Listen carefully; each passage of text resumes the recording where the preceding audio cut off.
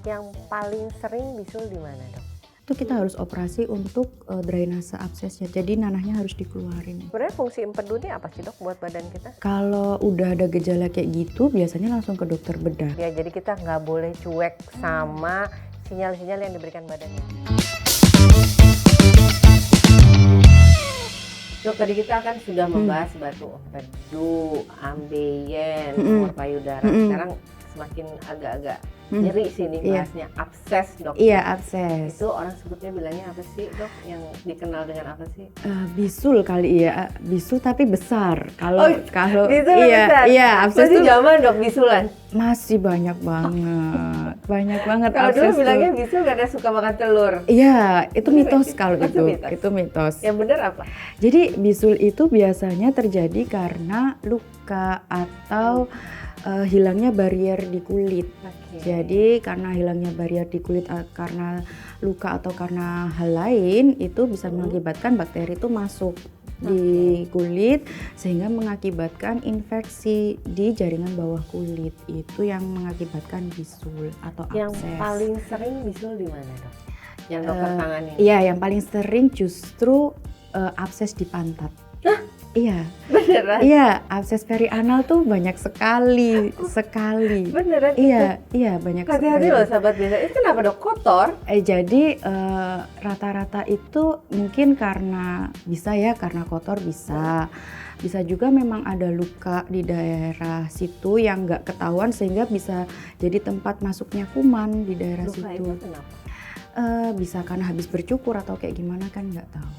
Oh, Gitu. Terus bisa juga karena memang imunitas lagi turun dia. Dan jangan lupa pada penderita diabetes.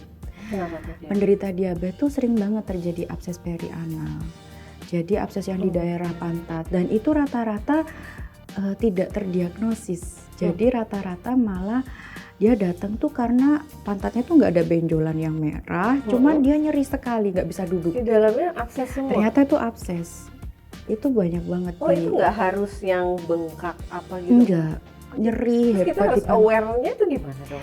Jadi kalau misalnya terjadi nyeri hebat di pantat, terus sebelumnya diawali dengan demam, demam, terus kadang disertai dengan kemerahan di pantat dan biasanya juga disertai dengan bengkak. Itu sudah harus. Sahabat bestseller agak-agak harus lebih aware ya dengan kondisi. Iya, kondisi daerah kita bokong. ya. Iya, Harus dicek betul. kalau sakit, nyeri, mungkin langsung dicek. Iya, karena kalau dia dalam stadium awal, dia bisa untuk kita pakai antibiotik bisa. Tapi kalau udah bengkak banget tuh kita harus operasi untuk drainase absesnya. Jadi nanahnya harus dikeluarin. Ini anak muda sering, Dok? Banyak, rata-rata pasien saya di bawah usia 40 tahun. Oh gitu. Itu bisa nggak sih kalau misalnya kayak dulu saya pernah dengar karena sering pakai celana yang ketat? Bisa. Bisa? Iya, karena lembab kan. Kalau celana yang ketat itu mengakibatkan daerah di situ itu terlalu lembab. Oke, jadi itu bisa gampang masuk bakterinya. Seperti itu. Gitu. Oke.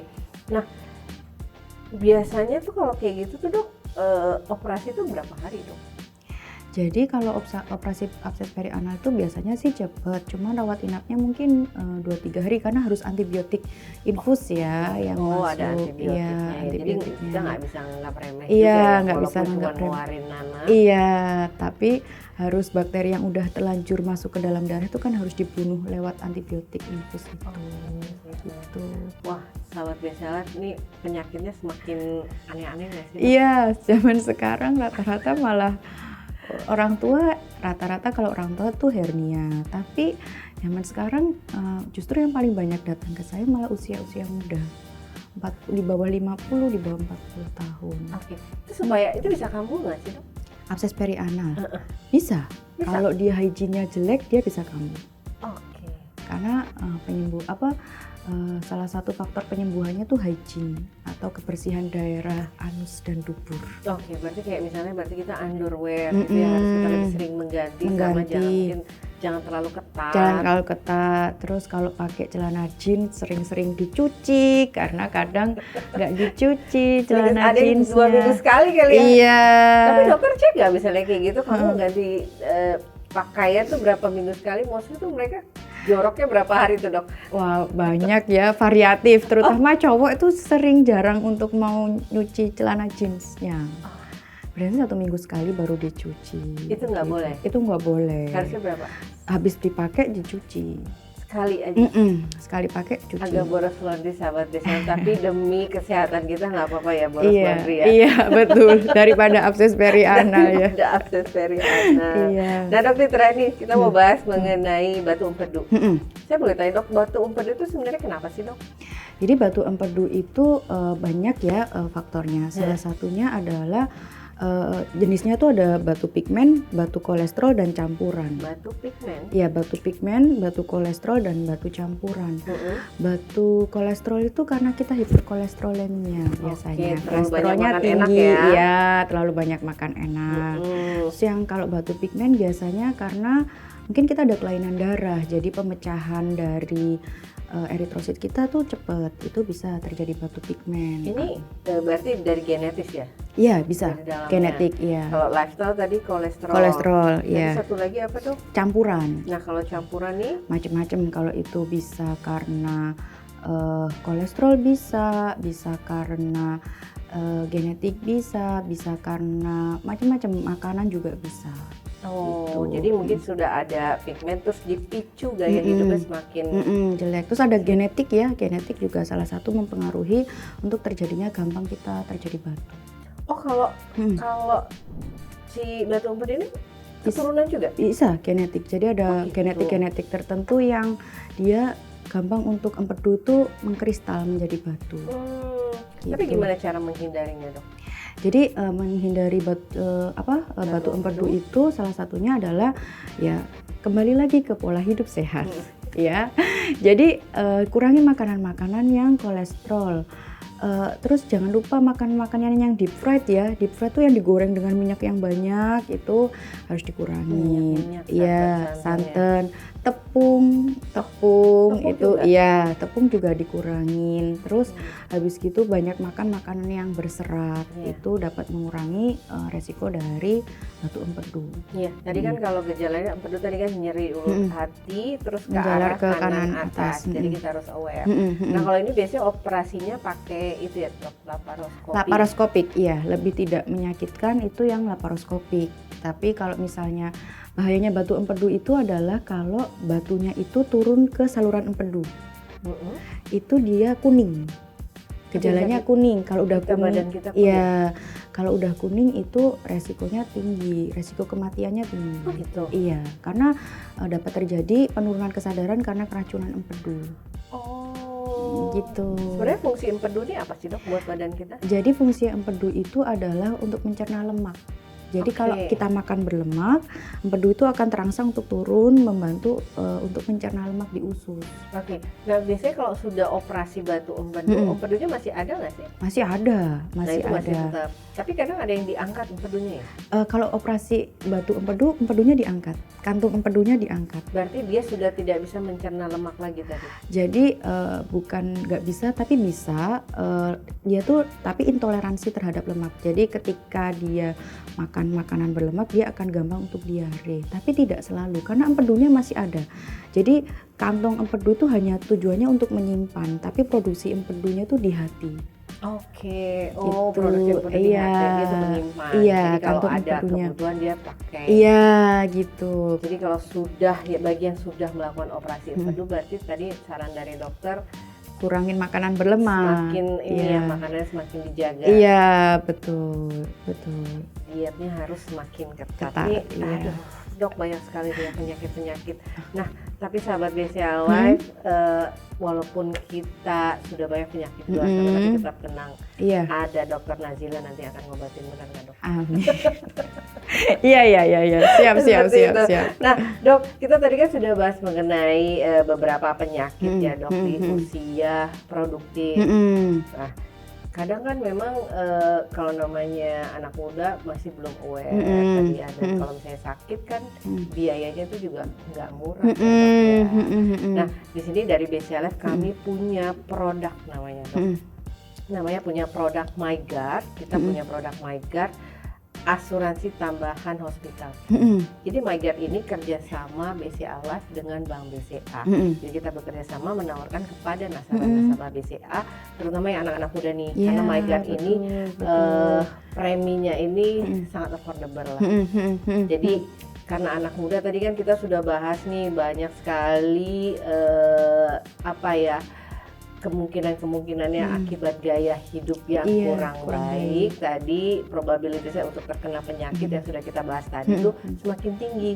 Nah, gimana kalau misalnya anak muda ini punya proteksi lah untuk menjaga keuangannya, karena kan kita tahu biaya rumah sakit itu nggak murah kan, iya betul. Ya. Jangan sampai nanti udah punya tabungan kepake nih buat operasi. Nah, saya mau jelasin nih dok, MyGuard asuransi tambahan hospital care nih punya manfaat yang keren banget nih dok. Jadi dia punya santunan tunai harian rawat inap rumah sakit sampai dengan 500.000 per hari. Terus kalau misalnya perawatan di ICU, di intensif hingga di perawatan intensif hingga 1 juta per hari. Cukup ya. Terus juga kalau ada tindakan bedah tadi yang kita bahas tadi yang lucu-lucu tadi, itu hingga 7,5 juta per tahun. Oke, cukup ya. Iya, cukup banget. Ya. Terus juga bisa double claim. Jadi kalau misalnya di kantor kan biasanya suka ada ini ya, asuransi kesehatan kantor, ini bisa double claim. Terus perpanjangannya juga otomatis diperpanjang. Jadi nggak usah pusing, oh saya mau panjang lagi, nggak usah. Jadi otomatis diperpanjang. Belinya mudah nih dok. Kita ada di, kalau misalnya dokter punya rekening BCA, kita ada di aplikasi My BCA fitur proteksi. Kita juga ada di BCA Mobile fitur lifestyle di menu proteksi juga. Terus juga bisa beli di website BCA bca.co.id/ohmyguard. Juga bisa beli di WhatsApp Bank BCA. Jadi kalau misalnya ngechat Bank BCA, saya mau beli asuransi MyGuard bisa. Jadi tinggal klik aja nih dok. Nggak perlu ketemu buat, kadang kan anak muda kan saya malas kejar-kejar agent gitu ya. Iya betul. Beli aja online. Iya. Jangan belanja online, jangan belanja sepatu, tas, makanan aja. Belanjalah proteksi asuransi biar nanti kalau ada sakit-sakit, kemungkinan misalnya terkena penyakit, kantongnya nggak jebol. Iya betul banget sih, itu penting ya untuk proteksi diri sendiri. Sahabat BCA Life, tadi kita sudah membahas mengenai operasi-operasi yang mungkin bisa terjadi di usia 18 sampai dengan 40 tahun. Tapi nggak perlu takut, karena kita sudah semakin aware ya. Iya, harus aware. Takut kalau kita nggak peduli sama diri kita. Iya betul. Jadi tadi kalau saya boleh menyimpulkan dok ya, jadi kita nggak boleh cuek sama sinyal-sinyal yang diberikan badan ya. Iya betul. Kalau mulai nggak enak, dicek. Kalau misalnya ada kondisi yang tidak normal, dicek. Jadi agak rewel nggak apa-apa sih dok? Nggak apa-apa, karena sebenarnya tubuh kita diciptakan Allah tuh bagus banget. Jadi kalau dia ada sesuatu yang anomali itu, dia pasti memberikan sinyal ke kita gitu. Dan itu harusnya kita lebih aware sama diri kita sendiri sih. Jadi jangan cuek-cuek sahabat BCA dengan kondisi tubuh kita. Yang harus diperhatiin tuh nggak cuma pasangan atau pacar ya, badan kita juga harus diperhatiin. Betul. Dari mulai ujung rambut sampai ujung kaki ya dok ya. Tadi nggak cuma depan belakang tadi ya, kita udah bahas bokong gitu, harus diperhatikan. Kalau misalnya ada kondisi yang tidak biasa, nyeri, apalagi disertai demam.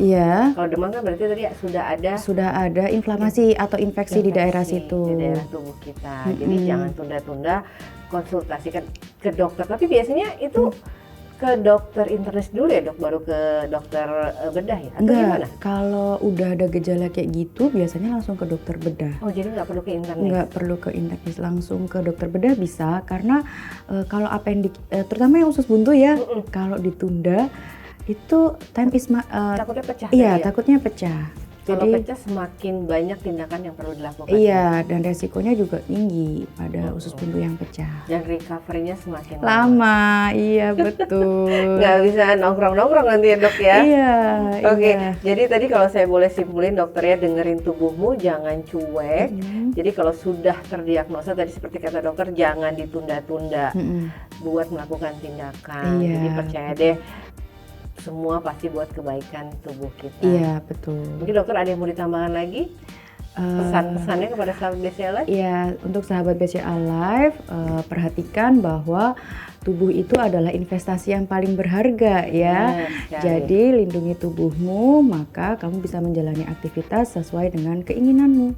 Oke, jadi lindungi tubuh, jaga kesehatan, dan juga tadi jaga kantong dengan proteksi asuransi. Iya, betul. Itu penting banget. Jadi jangan lupa juga beli asuransi. Iya, betul. Di BCA Life. Kita ada produk namanya MyGuard. Iya, oh MyGuard kalau kita gitu dong. Iya, betul. Oke, terima kasih sahabat BCA Life, semua sudah hadir dan ngobrol hari ini dengan saya dan Dr. Nazila Hana. Seru sekali tadi 1 jam yang lalu kita sudah mulai dok ya bahas-bahas berbagai jenis penyakit. Nanti semoga pembahasan hari ini bisa bermanfaat buat sahabat BCA Life. Oke, ikutin terus obrolan asik, obrolan literasi asuransi kimia dari BCA Life. Kami ada di YouTube, Spotify, dan Noise Dog. Jadi kita ngobrol lagi pastinya di episode berikutnya dengan narasumber yang gak kalah keren dari Dr. Nazila hari ini. Terima kasih juga untuk mengundang saya hari ini. Iya, terima kasih dokter. Terima kasih sahabat BCA Life. Selamat siang. Selamat siang.